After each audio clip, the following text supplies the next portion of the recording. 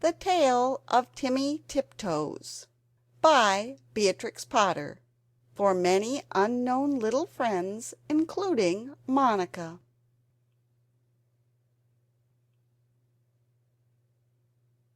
Once upon a time there was a little fat, comfortable gray squirrel called Timmy Tiptoes.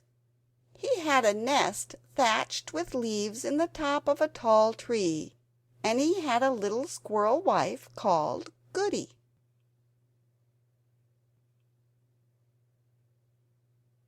Tommy Tiptoes sat out enjoying the breeze. He whisked his tail and chuckled. "Little goodwife Goody, the nuts are ripe. We must lay up a store for winter and spring." Goody Tiptoes was busy pushing moss under the thatch.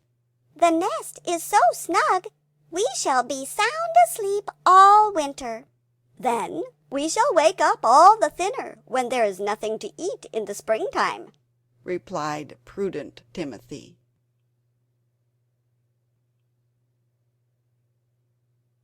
When Timmy and Goody Tiptoes came out to the nut thicket, they found other squirrels were there already. Timmy took off his jacket and hung it on a twig. They worked away quietly by themselves.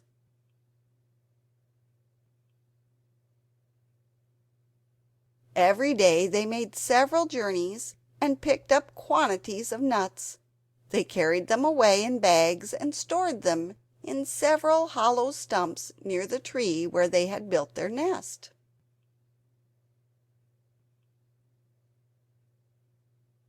When these stumps were full they began to empty the bags into a hole high up in a tree that had belonged to a woodpecker. The nuts rattled down, down, down inside. "How shall we ever get them out again? It is like a money box," said Goody. "I shall be much thinner before springtime, my love," said Tommy Tiptoes, peeping into the hole.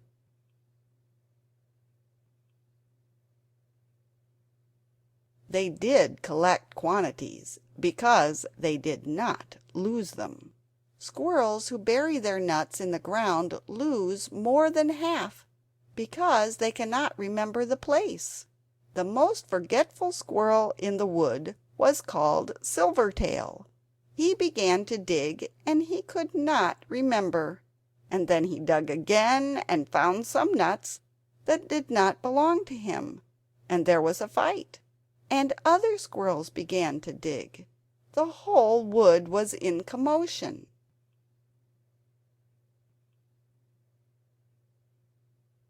Unfortunately, just at this time, a flock of little birds flew by, from bush to bush, searching for green caterpillars and spiders. There were several sorts of little birds, twittering different songs. The first one sang, "Who's been digging up my nuts? Who's been digging up my nuts?"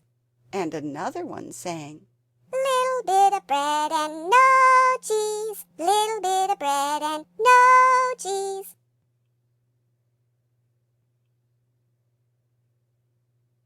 The squirrels followed and listened. The first little bird flew into a bush where Timmy and Goody Tiptoes were quietly tying up their bags, and it sang, "Who's been digging up my nuts? Who's been digging up my nuts?" Timmy Tiptoes went on with his work without replying. Indeed, the little bird did not expect an answer. It was only singing its natural song, and it meant nothing at all.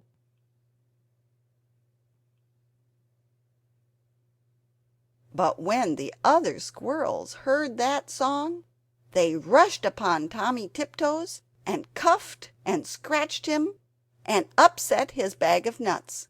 The innocent little bird, which had caused all the mischief, flew away in a fright. Tommy rolled over and over, and then turned tail and fled towards his nest, followed by a crowd of squirrels shouting, "Who's been digging up my nuts?"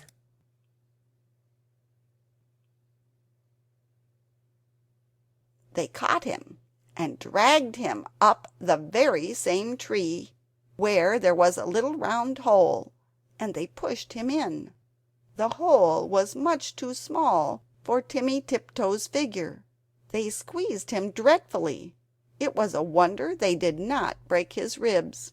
"We will leave him here till he confesses," said Silvertail Squirrel, and he shouted into the hole, "Who's been digging up my nuts?"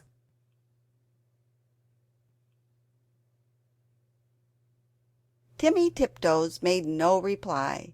He had tumbled down inside the tree upon half a peck of nuts belonging to himself. He lay quite stunned and still.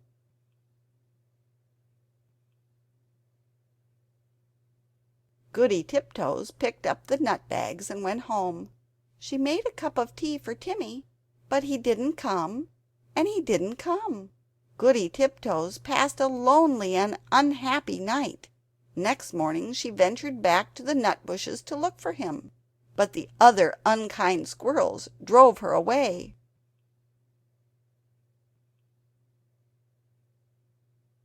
She wandered all over the wood, calling, "Timmy Tiptoes! Timmy Tiptoes! Oh, where is Timmy Tiptoes?"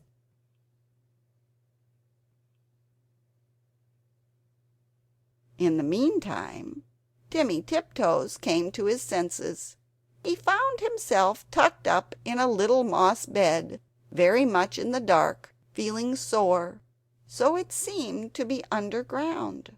Timmy coughed and groaned because his ribs hurt.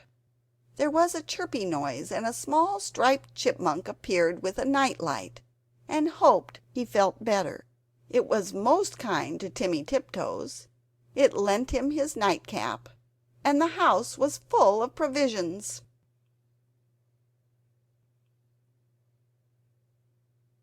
The chipmunk explained that it had rained nuts through the top of the tree. "Besides, I found a few buried." It laughed and chuckled when it heard Timmy's story. While Timmy was confined to bed, it enticed him to eat quantities. "But how shall I ever get out through that hole unless I thin myself? My wife will be anxious." "Just another nut or two. Let me crack them for you," said the chipmunk. Timmy Tiptoes grew fatter and fatter.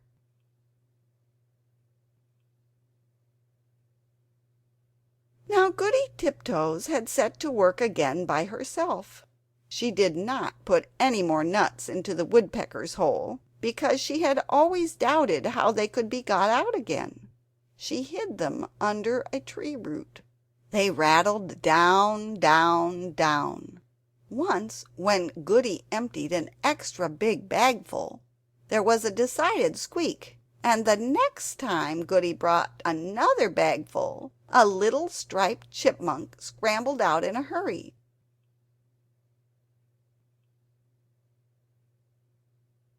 "It's getting perfectly full downstairs. The sitting room is full, and they are rolling along the passage. And my husband, Chippy Hackee, has run away and left me. What is the explanation of these showers of nuts?"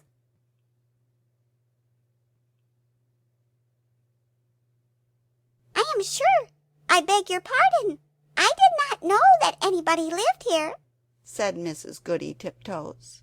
"But where is Chippy Hackee? My husband, Timmy Tiptoes, has run away too. I know where Chippy is.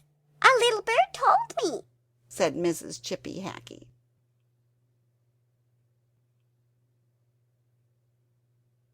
She led the way to the woodpecker's tree, and they listened at the hole. Down below there was the noise of nutcrackers, and a fat squirrel voice and a thin squirrel voice were singing together.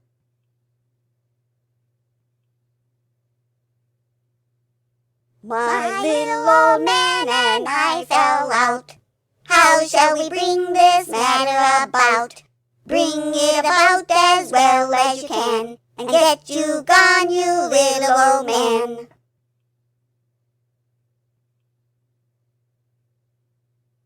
You could squeeze in through that little round hole, said Goody Tiptoes. Yes, I could, said the chipmunk. But my husband, Chippy Hackee, bites. Down below there was a noise of cracking nuts and nibbling, and then the fat squirrel voice and the thin squirrel voice sang: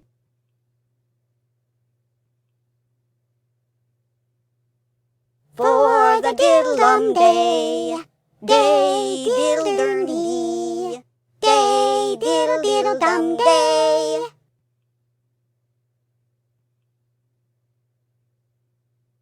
Then Goody peeped in at the hole and called down, Timmy Tiptoes! Oh, fie, Timmy Tiptoes! and Timmy replied, Is that you, Goody Tiptoes? Why, certainly! and he came up and kissed Goody through the hole. But he was so fat that he could not get out. Chippy Hackee was not too fat, but he did not want to come. He stayed down below and chuckled.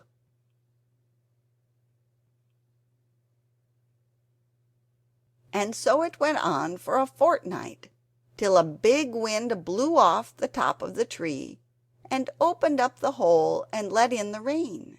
Then Tommy Tiptoes came out and went home with an umbrella.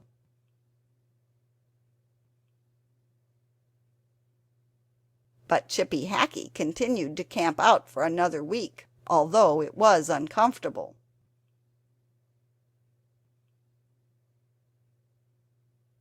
At last a large bear came walking through the woods.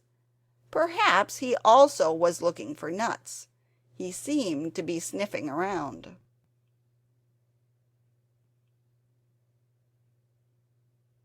Chippy Hackee went home in a hurry, and when Chippy Hackee got home he found he had caught a cold in his head, and he was more uncomfortable still.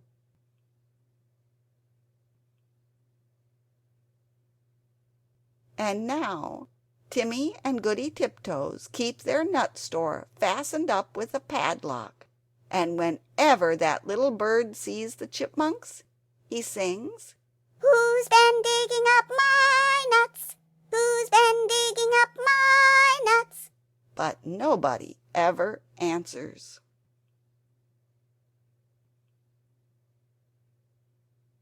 End of chapter 16. The Tale of Timmy Tiptoes.